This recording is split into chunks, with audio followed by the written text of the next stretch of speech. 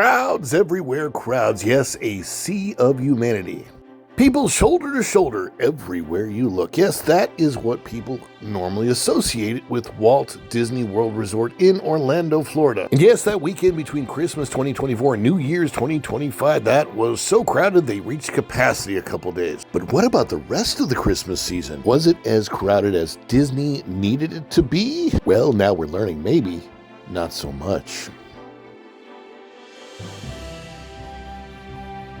Ladies and gentlemen, welcome to another video of excellence here at Follow the Bradleys Fun. If you wouldn't mind, consider clicking that like button on the way in. As we discuss, it's Christmas time. Where is everyone?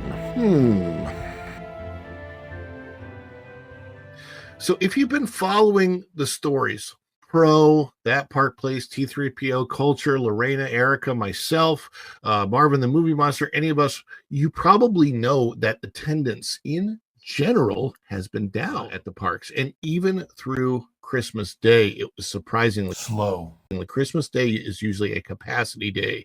It looks like finally after Christmas Day it looks like the parks maybe have finally picked up to where they're supposed to be this time of year. But is it chaotic? Well, apparently one reporter thinks so, and this is out of Disney Dining. Okay, Disney Dining, posted by Jess Colopi, or Colopi.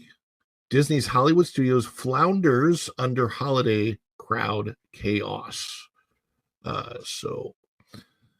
This is at Disney's Hollywood Studios. Disney's Hollywood Studios buckled under the weight of holiday crowds this week as Walt Disney World Resort welcomed throngs of guests eager to celebrate the end of the season. With packed walkways and staggering attraction wait times, many visitors found navigating the Disney park daunting. Have either of you been to a Disney park the actual week between Christmas and New Year's? Oh, Yeah. yeah. Oh, gosh. That's when I would regularly come to visit. So yeah, I'm used to how absolutely insane the crowd levels were. But then again, this was like 2018. So used to insane crowd levels, and remember how they would have phase shutdowns of the parks. It's like Magic Kingdom would reach capacity first. I think Epcot usually didn't reach capacity, but if they did, they would usually be second, and then people would go over to the studios or to Animal Kingdom. Right. And it's been a while for me too, pre-pandemic. Have you been there, Erica, on during the actual Christmas week? Not Christmas week, but just after Christmas week, going into New Year's, I went with my best friend and her family because they wanted to take their daughter. And I remember thinking, why? But I went along with it.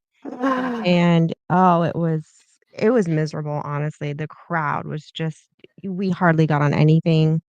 And this was back in, 2000, was it 13 or 14? It was a while ago.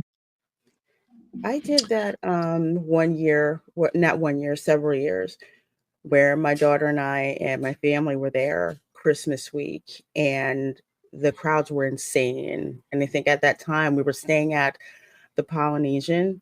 So we would go to the park in the morning, and by like noon, it was so unbearable. We just had to leave. People like pushing, shoving, just totally stuffed full of people, and it was absolutely miserable. So I tell people, if your first trip to Disney, you're planning on doing it Christmas week, think again, because you will hate humanity if you go.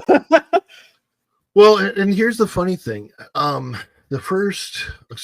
Back in 2006, I came here from Missouri to go on a full-fledged family Disney trip. Long before I ever started doing this, it was just the first time that I was taking my young family to the parks for a family Disney vacation. We stayed at Port Orleans Riverside. We took the buses everywhere, and our trip was before Christmas, and it was super busy and super packed then. And that was 2006. All four parks, crazy busy. Fast passes, regular fast passes were a thing. So that was still the time when it was the paper fast pass. And if you wanted to do a fast pass, you'd go to the fast pass kiosk and grab your paper thing and come back for it. But as far as rides were concerned, that wasn't too big of an issue. I don't think we had tremendously huge wait times that were over 45 minutes or anything like that. And we enjoyed, what we were able to enjoy. Then I moved down here in 2009 and we got annual passes. But I never really liked going during the crowded times since I've lived here. Well, I had to work at Disney at the Magic Kingdom on Christmas Day in 2015, I believe it was. It might have even been 2014. It might have been both, actually, come to think of it. So I was working there both. Anyway, it was so nuts just trying to leave and go home after the fireworks. I think I spent 2 or 3 hours in traffic leaving the park. Just when I say 2 or 3 hours in traffic, that was from the cast parking lot to get to where I could, from the cast parking lot to around and outside of Walt Disney World property. That took 2.5 hours. That's how bad the traffic was. It was nuts. Oh my God, you're giving me PTSD because I'm thinking about it, just how bad it was. And if you were at Magic Kingdom, the bus drivers were telling people, they're just like, look, take the monorail if you can. It's just like the traffic is insane trying to get and you have to remember how many there. people leaving Epcot, especially were drinking, or especially now are drinking. I can tell you that when I was working there at Epcot, I can't not tell you the number of traffic accidents I saw in the parking lot of people trying to get out of Epcot, because there's always people that are not sober when they leave. That is unfortunate. But this year has been a little bit different than the last few years, because leading up all the way until Christmas, the parks were not that particularly busy. But it does seem like this week, the week after Christmas, and especially the last couple days, and of course last night being New Year's Eve, that's when the parks finally did get busy. So this story goes on at Hollywood Studios. Holiday crowds take over Disney's Hollywood Studios. The week between Christmas Eve and New Year's Eve is historically one of the busiest times at Walt Disney World Resort. My guess is that this year that was absolutely the single busiest time of the year 2024. And Disney's Hollywood Studios was no exception this year. Disney Park Pass reservations, Lightning Lane passes, and restaurant reservations sold out far in advance, leaving little room for flexibility. Guests who faced gridlock areas and overwhelming crowd levels. In Toy Story Land, Toy Story Mania drew particular attention when Redditor You Pokemon Pedigree shared a screenshot of a jaw-dropping 205-minute wait for the family-friendly attraction. Longest I've ever seen Toy Story Mania, the Disney Parks fan noted. I'm not going to view that. Here's the funny thing about that. I have seen longer wait times for Soarin' in the past than 205 minutes, so I don't think that's nearly as big of a deal as what they think it is. While long No, waits because are common, remember, remember like no, Soarin' go ahead. on average around the Christmas holidays, Soarin' is like 3 hours. Yeah. That was, I remember there was a time, there were some holidays I've seen Soarin' go to 5 or 6 hours. Why? I don't know, but I have seen it like that. While long waits are common for new attractions like Star Wars Rise of the Resistance, many were shocked to see such a high wait time for this established ride. Is Toy Story What? Was it Toy Story Mania? I think it was Toy Story Mania. Yeah, it was not the roller coaster, but Toy Story Mania. So that has been around a little longer. So I've seen that's a longer on Avatar, but never expected to see something like this on Toy Story Mania. It's a shooting. Yeah, I don't. The 3D game must not have attraction. families. The reason I say that is because Toy Story Mania, if for folks who don't know, Toy Story Mania is like a fun family first-person shooter game, and you're literally Andy has this like midway game set up, and you go through and you play like all these different, games that are there. You shoot, plates, and you hear Arlie Ermey's voice telling you to shoot the plates, and there's all these little mini games that are, excuse me, that are fun. So it's a family crowd pleaser. It's never the same ride twice. You can always, change your scores. You don't get a numerical prize. You'll win like a beaver or a bunny or something like that. So it's a consistently fun ride and is consistently up and running. So That's I true. It I would doesn't go say down. this person just doesn't understand that when you're there with kids, that is high up on the list to do at the studios. Honestly, it is one of the best rides and still remains. I mean, Slinky Dog is pretty fun. I would say that honestly, the Toy Story land for rides and families and just being the family fun place that it's supposed to be is a little bit better than Galaxy's Edge. And I use those two because they're the two lands that took over everything that I loved at Hollywood Studios that's gone now. I know. I hate that they had. Yeah. I remember at the time, because I worked for the company, thinking, well, they got to know. I guess they know what they're doing, right? And working for the company, you get the pixie dust and all that. You have to have the positive feelings. But looking back now, I'm like, I know hindsight is 2020, but man, I wish that they could understand that what they did at Hollywood Studios is a mistake. Not so much that they built the new lands, but that they killed other lands to do it, right? So there's a huge space in the parking lot that they could use. How easy would it be? I mean, if they wanted to spend the money to do it, to have added capacity to the park, to kept everything that was there, but built Toy Story Land and built Galaxy's Edge where the parking lot is now. And if they really needed the extra parking capacity, they could have just built a garage. It's not that hard. We have them. I mean, Universal has a garage. They have garages at Disneyland.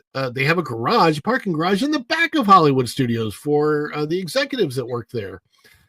It's not as landlocked as people want to say that it is, and it was definitely possible to build. And what I wish they would learn is that because that was a mistake, please don't do that to Frontierland, because you're about to do to Frontierland what you did to Hollywood Studios, but now everybody knows it. Everybody can see it. It's I don't know. That's just it's a whole nother story. So I don't want to get sidetracked on it, but the chaotic conditions sparked debate among Disney Parks fans online. Many shared their experiences and frustrations about visiting during the busiest week of the year. From Redditor Bing Bonger 42069, the park is crazy crowded today. The exclusivity of the main attractions is wild.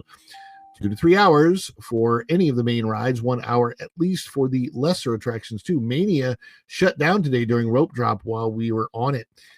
Then they only give you a lightning lane for a ride of the same tier, which I understand, but still really isn't helpful because rides on that tier are the only lightning lanes available to us anyway. Park is crazy overcrowded, and if you're not a pass member or staying at the resorts, you're kind of screwed. I don't know why. Actually, it's worse for pass members, so that's kind of no, it's a weird comment. Others decided to leave early to avoid the stress, like Redditor, blah blah blah. I don't know why. I don't pay attention to Reddit. Somebody does though. I don't. It's a cesspool. Was there this morning? Like I see the comments in the Facebook groups, but was there this morning with lightning lanes for everything we wanted to do, including Toy Story Mini. Left at 2 to head back to the hotel. Crowd was hectic. If I didn't have lightning lanes, I'd literally just not go. I would, because I don't care about the rides as much as other people. But to me, Disney's never been a parks you go to mainly for the rides. That's a Universal thing. Universal's always been about the rides, but Disney is about, going and enjoying the ambiance and the food and the shows and stuff like that. Some fans shared their determination to avoid Walt Disney World during the holiday season. And then this one says, man, You couldn't pay me to ever go back to Walt Disney World between Christmas and New Year's. The crowds are cuckoo bananas. And Credit Pass isn't blocked out, but I'm an old out-of-stater and would never even try to go this week. So, yeah, I mean, of course, it's crowded. Yeah. And of Mhm. course, people are going to complain about it. But Yeah. the funny thing is to me that it was the only time this year that it's literally the only time that it's been that crowded. Wow. That's interesting. I wonder why all of a sudden now. Hmm. So that was, Uh, correct me Curious if thought. I'm wrong, but that was was that for New Year's Eve I think that was, or Christmas I don't Day? know. It wasn't Christmas Day. It was after Christmas. I think it was I think it was over the weekend, like the Okay, Saturday which and does Sunday. make sense. Which does make sense because when you've got the people celebrating their holidays at Walt Disney World. You've got locals who do have access to passes to go, Yeah. or locals who have bought the day and date passes to go as Hmm. well, because they were selling those as a special too. So you have those.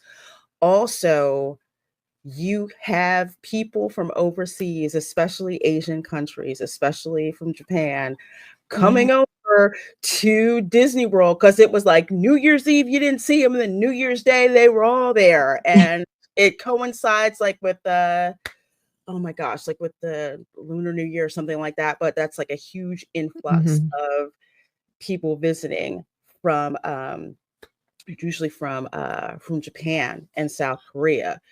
So that does make sense that just because of all those historical travel factors, that kind of I I'm not surprised that it's crowded. The interesting thing is how crowded it was not for, like, Mhm. say, Christmas Eve, Christmas Day. Usually it's a sea of humanity that whole entire week. What I saw, and I wish I had it here. I don't have the assets for it, but I did see a number of posts, even on Facebook and stuff, showing the wait times on Christmas Day that were not what people would normally expect. Like Jingle Cruise, which is the only, I think, correct me if I'm wrong, Lorena, is that not the only thing laid over for Christmas as far as attractions at the Magic Kingdom? Like other attractions at Disneyland get the layovers like Haunted Mansion, Mhm. but I think at Disney World, the only two attractions that are changed over from regular to a Christmas is Living with the Land, which is gorgeous, by the way, Yes, at it is. Christmas time. Like, absolutely go on Live. If you go to Walt Disney World at Christmas time and you did not going on Living with the Land at night, you missed out big time. Yeah, you And gotta then see the the other, glittering greenhouses. yeah, Jingle Cruise. I think those are the. Are there any others that I'm missing? No, those are the main ones, especially the Jingle Cruise, because it's not just the ride vehicles themselves, but the overlays, the sight gags, the cast members have like improvised Santa hats. You've got, the Santa tarantula, which kind of moves around in a little And cage. no, that's right. And the queue, yeah, the queue is very. The queue, yes, yes, where everybody's invited to the Christmas potluck except for Trader Sam. But the funny thing was on Christmas Day, it was like a 45-minute wait. Um, What? yeah, That's weird. so it wasn't Christmas Day typically will reach capacity and have the phase shutdowns, like Mhm. Lorena was talking about earlier, and that did not happen this year. So it was odd that we didn't see any, as far as I know, people getting turned back at the gates like they have in the past, until maybe the last few days. But now that the new year is over, today's the first, there'll be a lot of people there. Then people will go home. Um, I think not this weekend, but next weekend is the marathon, so there'll be a lot of people around for that. Okay. Um, but I'm guessing that after the marathon, crowds are going to diminish a lot, and then this summer when Epic Universe opens, it's going to be a whole different story. I look forward to that. Yeah, I don't think Disney knows exactly how much of a splash Epic Universe is going to be. So 2025, will Disney continue to see diminishing returns? Will Epic Universe put a huge dent in Disney's crowd love? And how about you and your family? Will you be traveling to Orlando in 2025? Will you be going to Disney or Universal or Epic Universe? Let us know your thoughts and sound off in the comments. Thank you so much to my special guests, Lorena Creole and Erica, from Erica and Raph, for being here. Please do leave that like before you head out the door. Subscribe to the channel if you're not already subscribed, and click that notification bell, because when you click it, you stick it to that YouTube algorithm and you get notified of all of our uploads here at Follow the Bradley's Fun. Thank you so much, and until next time, we will see ya real soon. Bye, everybody. Ciao.